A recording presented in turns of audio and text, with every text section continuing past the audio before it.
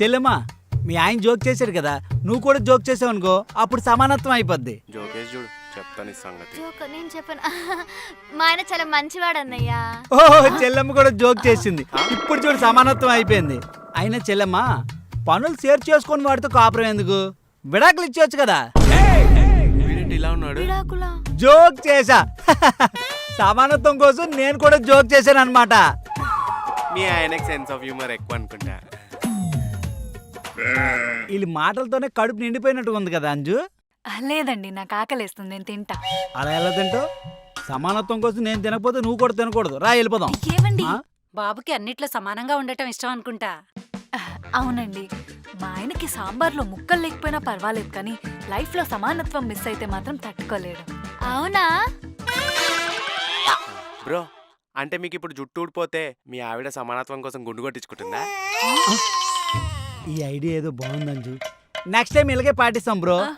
ఏమండి, నేను గుండుతో బాగోనండి. సమానత్వం కోసం చెయ్యాలి. కావాలంటే విగ్గు పెట్టుకుందు. బ్రో, అయినా లంచ్ కి వచ్చి ప్రెస్ మీట్ లాగా ఈ డిస్కషన్స్ ఏంటి బ్రో? పదండి లంచ్. పెట్టండి పెట్టండి. రండి. పదండి. పద. Please please. బ్రో కూర్చో. మీ చేత్తో తింటే నువ్వు కళ్ళుతో తింటావేంటి? కూర్చో.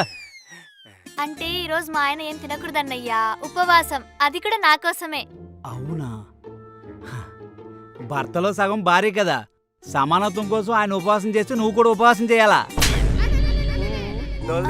నేనెందుకు అన్నయ్య ఉపవాసం? సమానత్వం కోసం. అదేంటి బాబు, అది అసలే చిన్నపిల్ల. దాని కడుపు ఖాళీగా ఉంటే నా కడుపు తరుక్కుపోతుంది బాబు. అవునా? అయితే సమానత్వం ప్రకారం మీ కూతురు కోసం మీరు కూడా ఉపవాసం ఉండండి. అవునా?